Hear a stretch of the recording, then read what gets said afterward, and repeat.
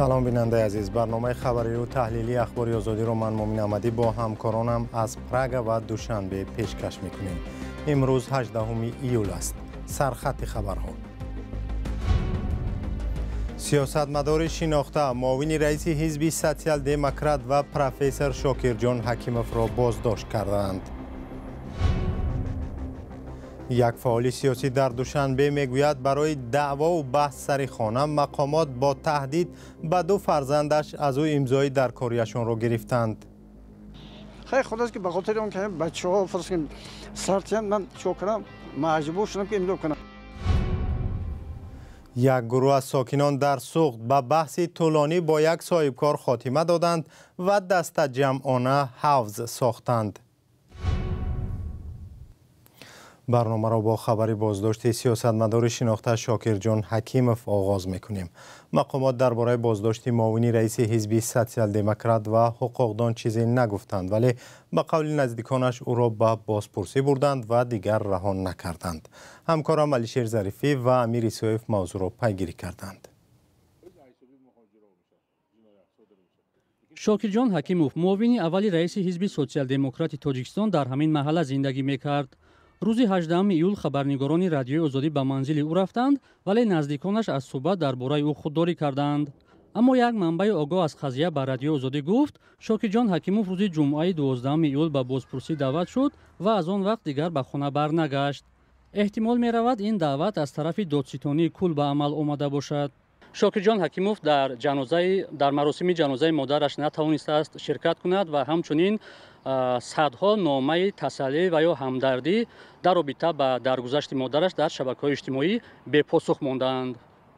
یک منبع نزدیک به مقامات دادستانی به شرط ذکر نشدن نامش روز 18 ایول به رادیوی آزادی گفت شاکرجان حکیموف در رابطه با پرونده رئیس پیشین حزب دموکرات تاجیکستان و وکیل سابق پارلمان سعید جعفر عثمانزاده بازداشت شده در بازداشتگاه موقتی شهر دوشنبه نگهداری می شود. مقامات تاکنون در این باره رسما خبر ندادند.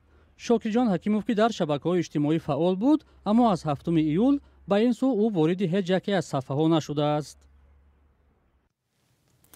ظفر صوفی روزنامه‌نگار تاجیک از فرانسه در واکنش به بازداشت شاکرجان حکیموف گفت در کشور جای برای روشنفکران تنگ شده است. ظفر صوفی باور دارد که بازداشت او ادامه شکار روشنفکران در کشور است. پیش از برنامه از ظفر صوفی پرسیدم که چرا چنین فکر دارد.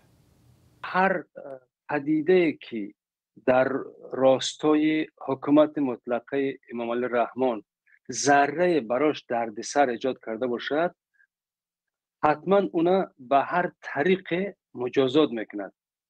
خب حزب سوسیال دموکرات و شخصی شاکرجان حکیموف در هر صورت برای امام علی رحمان تا جای دردسرهای ایجاد کرده. یعنی دردسر چطوری؟ امام علی رحمان تلاشش همیشه بر این بوده که در تمام انتخابات ها حتی فقط نفرای اشتراک کنند که او خودش با قول معروف اوکی داشته باشد، یعنی که رضایت داده باشد. اگر هر کسی بدون رضایت او تلاش کرده باشد حتما مجازات شده و شاکرجان حکیموف شاید از آخرین نفرای بود که همیشه بر ضد فسادکاری، عملهای غیرقانونی که در حکومتدارا در مجموع انجام میتند و دارن انجام میتند در برابر اون واکنش میکرد و از دیدگاه قانون آشکارا انتقاد میکرد.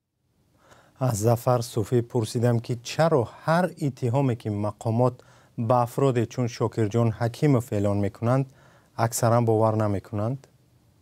هیچ کدام از اینایی که بازداشت شدن گناهاشون ثابت نشد. اگر واقعا ثابت شد خب اشکال ندارد.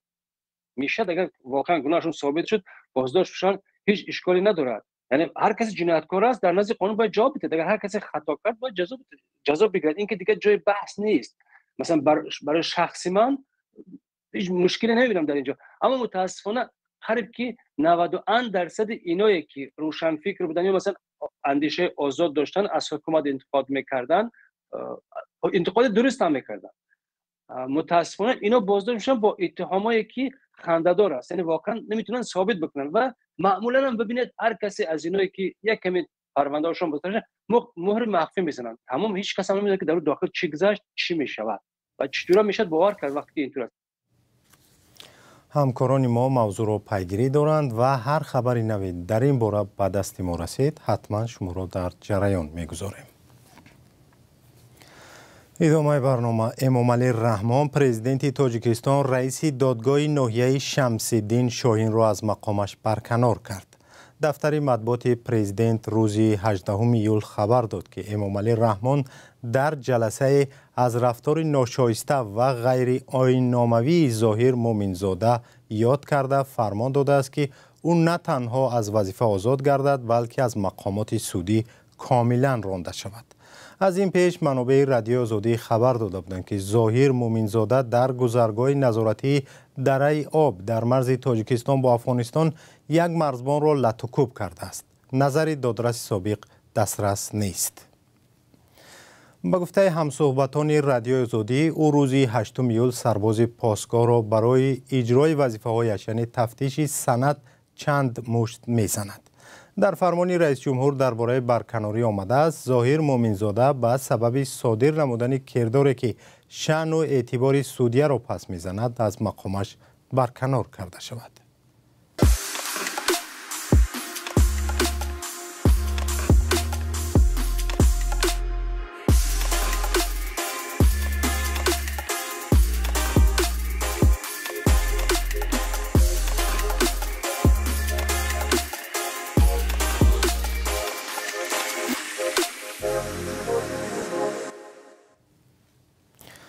برنامه را با گزارشی از شهر دوشنبه ادامه می‌دهیم. جنجال سر قیمت خانه در شهر دوشنبه به گفته یک سیاستمدار تاجیک سبب شده است که فرزندان او را دستگیر و خودش را مجبور کنند که زیر سند دلخواه شرکت راهسازی امضا کند.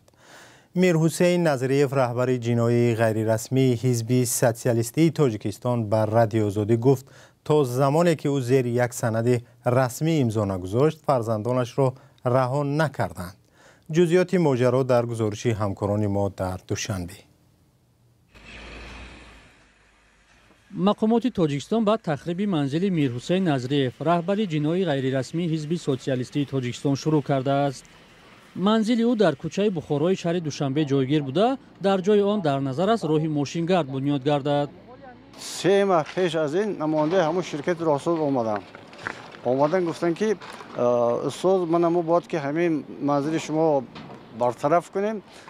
قیمت منزل شما حدود 1,300,000 همین خیلی است. من گفتم برادر گفتم در همین حوله من 5 عائله زندگان میکند. اون مبلغی که شما بر من پیشنهاد میکنید من به این مبلغ خانه گرفتن نمیتوانم. میرحسین نظریف بر عوض تخریب منزلش 2.5 میلیون سومانی طلب دارد.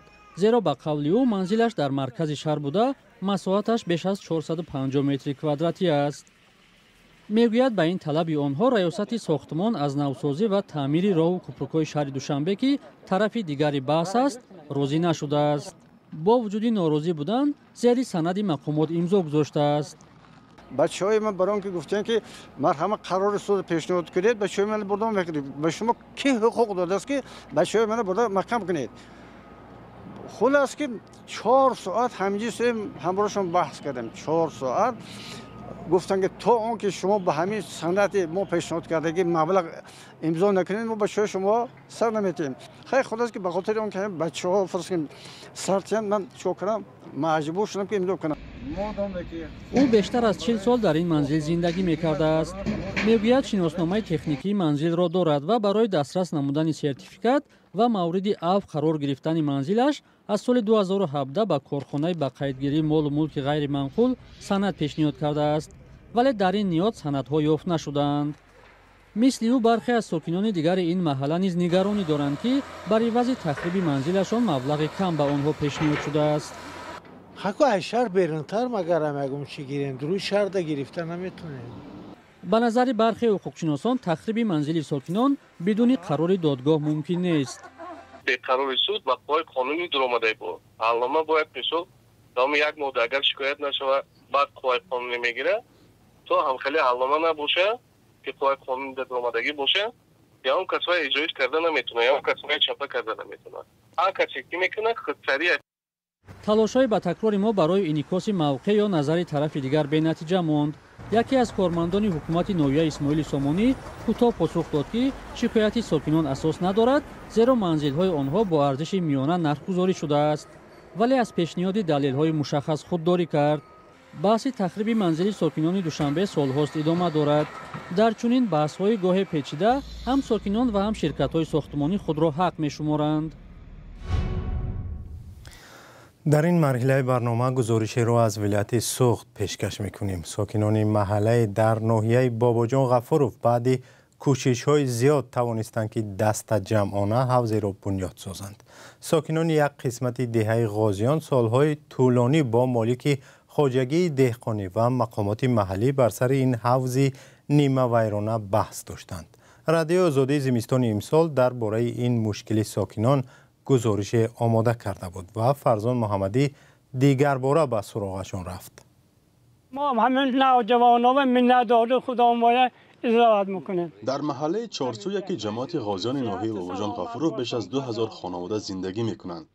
آنها میگویند در حالتهای ضروری و قطع آب جویبار و قبرها جای ذخیره آب را نداشتند. این هم در حالی که تا زمان خصوصی شدن خواجگی های دهقانی و از دیگرگون بود. استقامت کنندگان محله میگویند که 10-15 سال باز با سردار خواجگی دهقانی دهه پایان برای بازسازی حوض بحث داشتند، ولی با نامه دست جمعی به حاکمیت محلی و دادستانی و با میانروی آنها این مسئله را حل کردند. همینا حشر کرده، همین حوض بود کرده. زمستان فرض کردیم همینجا چراغ بعد نمیشد، آب نیست، بعد پرواد نیست، یک تا حوض همین ضرور بود. پول حلق شد دیگه دستگیری محله که همه خودی دستگیری. یکی از جبریدگان بی‌آبی در دهه خانواده سیداللهیف است. اولی ماه ینور امسال مهمانخانه و انبار ذخیره‌های زمستانی حولی زین‌الدین سیداللهیف آتش گرفت و این خانواده دست کم 25000 سامانی ضرر دید. زین‌الدین سیداللهیف میگوید هرچند کارمندان سوختار خاموشکنی فعالانه کار کردند ولی به سبب کمی آب نتوانستند زود آتش را خاموش کنند و علنگه آن به خانواده ضرری کلان آورد. خانه ما میخیل شد عیصابی تنقیسی آب یکل شیبای کلان شد خیلی با پسرش که من میقدر دستگیری محله کدی دستگیری خلق کدی من حوض برقرار کردیم. این حوض 180 کوب آب را گنجایش میدهد. درازی و پهنایش 9 متر و چقوریش 2 متر است. تشبثکاران میگویند که برای بازسازی این حوض در مجموع 60000 سامانی مبلغ صرف کردند، زیرا حالت قبلیش خیلی فرسوده و کار ناشایان بود. برای از نو برقرار کردن آن طول 3 ماه زحمت کشیدند. مشکلی دسترسی به آب در دهات و دیگر انشاءات‌های خدمترسانی تنها خاص جماعت غازیان نیست. ساکنان چند دهه و شهرهای دیگر تاجیکستان از این مشکل شکایت دارند و مقامات همواره میگویند که مسئله را زینه به زینه حل میکنند. معلوم نیست چون این حل تدریجی چقدر دوام خواهد کرد. دادگاه ناحیه یکم می شهر بیشکک روز 17 ایول بر رادیو آزادی گفت که یک خویش پرزیدنت صادر جباروف با اتهام قلابی بازداشت شده است. با اطلاع دفتر مطبوعات دادگاه، اولان جباروف پسرعمک رئیس جمهور رحیم جان جباروف است و او را تا 19 آگوست به حبس پیشکی گرفتند. رسانه ها می نویسند اولان جباروف با آن گمانبر می شود که گویا به نفر وعده منصب دولتی داده در عوض این پول گرفته است. این بار دوم است که اولان جباروف بازداشت می شود. بار اول او را ماه ایولی سال 2023 با اتهام فساد بازداشت کرده بودند. و اخباری آزادی اینجا به پایان رسید. سپاس که تا این لحظه ما را همراهی کردید. خبرهای از این بیشتر را در وبسایت azadi.org و صفحه های رادیو آزادی در فیسبوک و اینستاگرام، ایکس و تلگرام، تیک تاک و یوتیوب پیدا کنید. تا دیدار در برنامه های دیگر، خداحافظ.